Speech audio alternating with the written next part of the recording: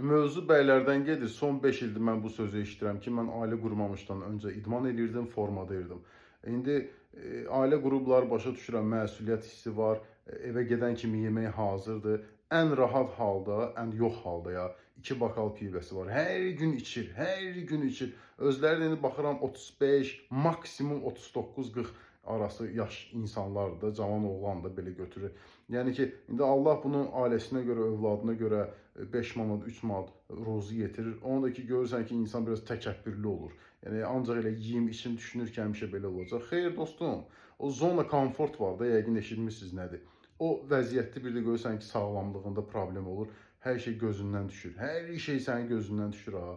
Yəni necə ki o cibində pul var amma dişin ağrıyır, heç nə sənin gözünə görmür. Bu da elə. Yəni bunun qarşısını al.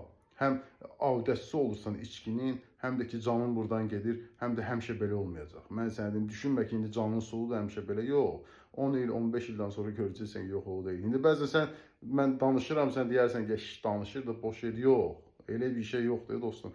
Gec tez bu olur. Amma bunun indidən qarşısını alsan, yəni rahat olarsan.